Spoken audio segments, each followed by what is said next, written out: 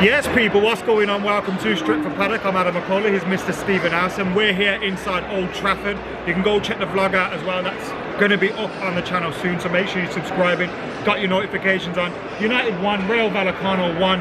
Let's talk about Ronaldo. Ronaldo's back home today. We're hearing now reports coming through. He came on off at half-time, and apparently he's left the stadium before the game even finished. What do you make of that? Is there anything we can read into that? People are probably going to overread into that. I don't know if that's sensible. I don't know if that's the right thing to do. I don't know if that's a sensible thing to do, but I think that will probably happen. People will be going, oh, he should have stayed, he should have come out and watched his teammates. All of those sorts of things are going to get flung in the mix. Ultimately, you don't know what sort of schedule he's on. This is a guy that's not really done anything in terms of pre-season training, so you don't know if that 45-minute run out is part of something else that he's doing. Is he dealing with an injury of any sort? We don't know. Is he gone maybe for a massage? Like, you literally don't have any idea what he's about to do and what his routine's going to be and all the rest of that. It's never going to get the sort of right feeling about it when you know that he wants to leave. So when he wants to leave, that paints every sort of decision that or every sort of thing that you're going to put you onto overthink it. Everything. Yeah, because you're thinking like, oh, you don't want to be here, so that's why he just flopped off at half-time. You don't know that. You have no idea if that's the case or not. You have no idea if you have permission to do that. You have no idea if you didn't have permission to do that. Some of that might come out in the wash, some of it might not come out in the wash. Do you think you'll be a Man United player when the transfer window closes? Don't know. I genuinely don't think so. Look, again, I may be reading into it, and like you say, you read into things a bit more when there's a negative kind of environment around it. But I just feel like leaving even at half-time, it kind of probably is a sign that he's a separate entity compared to this squad. You get that feeling at the moment that we have the squad and then we have Cristiano Ronaldo and he exists on the outside. Was right there, wasn't it? Yeah. The whole first team squad pretty much was right there. And he could have just come and sat with them. That would have been acceptable, I suppose. But like I said, you don't know. There is some rumours of something going on in his personal life. Again, we have no idea of what that is. I'm inclined to just take that at face value and say okay, because I don't have any evidence to the contrary. So why would I'm not going to sit here and be like, nah, he's chatting shit. He just wants to go. I don't know that. So I would just say, let's take that at face value. You don't know what he's dealing with, and leave it to it.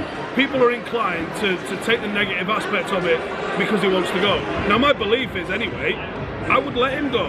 I don't know why United got this stance that they want to keep someone who doesn't want to be here, because you're never going to get the best out of someone who doesn't want to be here. He's made his intention clear.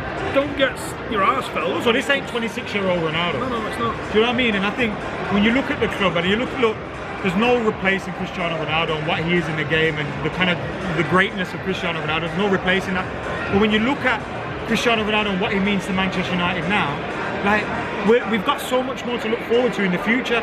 Immediate future, you could argue that building on Rashford, Marshall, Sancho, and trying to do something there could work out better for us in the long run. But you've also got the likes of Garnacho coming through that are breaking into this squad, and if you keep Cristiano Ronaldo, it probably holds them back for a little bit longer than you want to as well. You look at the two greatest eras this club has had. It was by jettisoning older players and focusing on youth. So Matt Busby jettisoned older players and brought through youth. Alex Ferguson, for his greatest teams, jettisoned older players and brought through youth. I tweeted it in the middle of the game before. It looks like we finally replaced Kanchelski's.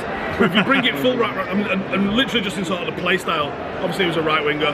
But I think if he was coming through in the game today as a right footer, he'd be on the left. He'd be literally. That's what Garnacho. For those who never saw Kanchelski's play, it was like Garnacho. It was the same sort of just ultra direct, very fast, very good close control, blistering pace sort of winger. You mentioned it in our vlog a little bit. I need to say this though. We got rid of Kanchelski's, Ince and Hughes at the peak of their game and replaced them with fucking Beckham, bringing through the likes of Scholes, Nicky Butt, all those sorts of players. That's the famous you'll win out with kids sort of era. Like Ferguson did that at the peak of their powers, not when one of them was 38. And 38 for Ronaldo might not be 32 for Mark Hughes or whatever it was, 34 for Mark Hughes. But the point is the same sort of thing. When you're done, you're done. And lad's done with this. Yeah, mate. When you're done, you're done. And I think ultimately it was still very effective for us last year. I don't know where the hell we would have come without him last year, so let's not rewrite history. But the season was done. He didn't want to be here for the next season. Okay, no problem. Shake your hand. We tried. That's what disappoints me the most, the timing of it. But you knew we weren't going to be in the Champions League a while ago. You know what I mean? You could have said it. The way the season was. You could have said it after we got knocked out against it. Let's go. You briefly mentioned Garnacho, compared him to Kanchelskis.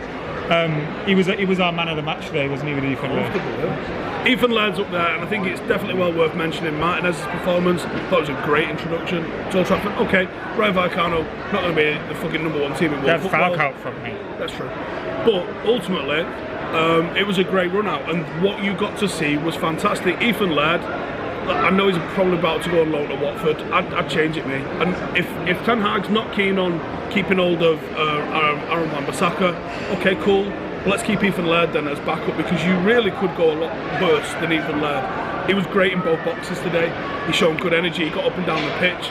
I thought it was great. He is at that point though. You see with Zidane or someone like, you can get, or Charlie, you can get away with going, I can keep you this year and give you 10 appearances. I think Ethan Laird's at the point where he needs to play almost every week now to kind of keep his development going, and that's the trouble with him if you keep him and he doesn't play, because Delow's looking good at the moment and he's building something with Jadon Sancho. But I agree, I'd rather have Laird coming off the bench than Wan-Bissaka. It's just you need to get him minutes. Garnacho's an interesting one. Our front three, we're lacking so much depth. If Cristiano Ronaldo leaves, we have no backup for Anthony Martial if he gets injured as the main number 9. You mentioned Marcus Rashford in the vlog piece. We never got to see McNeil either today. I thought with the situation up front, I thought you was guaranteed to see McNeil coming on. He brought Ahmad on, played him up front for a little bit, and then it was almost like he hasn't had a chance to look at McNeil though. Has he at all? He never went out on the loan. Sorry, on the pre-season tour. He's been back at home. He probably hasn't trained much, so he's kind of probably you're going off a knowledge of McNeil. He hasn't got that. You know what I mean? Stand up. Yeah. So he hasn't got that knowledge of him to go. We've got nothing in that front three in terms of depth. I don't think Ilanga's good enough at the moment. He probably needs a loan, whether he comes back or not. We've seen Tahith Chong today. The less said about that, the better. I don't think there's any point going in on him, but he weren't good enough today. You're looking around. Ahmad probably not ready. He's not a number 9. I know he got a great goal today, good finish, but is he the man to be bringing off the bench? Garnacho's got a chance. Ahmad looked bright when he came on. He looked like he was doing bits. To be fair to him, Hannibal did as well when he came on. There was some good little cameos. He's a midfielder though. That front three's got no depth. He looked, yeah. And ultimately, when we're talking about Premier League depth, and you see the likes of City have just fucking jettisoned Gabriel Jesus and Sterling. Yeah, and you're thinking, right, wow, look at the depth that they've got, and it's world class or world class-ish international talent. And what we're doing, trying to plug some youngsters. I know I've just sat here and said we get our greatest times when we bring the youngsters in, but it has to be a blend. You can't just have a 38-year-old Ronaldo and an 18-year-old. It don't work like that. You've got to have some 25, 26-year-olds that are in the peak of their career.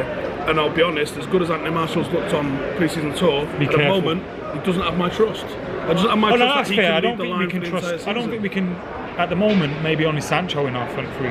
And he's not done it for a full season. No, not for us, no. But you still feel like he's got that positive. Yeah, that's the problem. Is none of them at the moment do I think have got a full season of smashing it in front of him. None of them, and that's a worry. And not only that, I think we lack quality in midfield.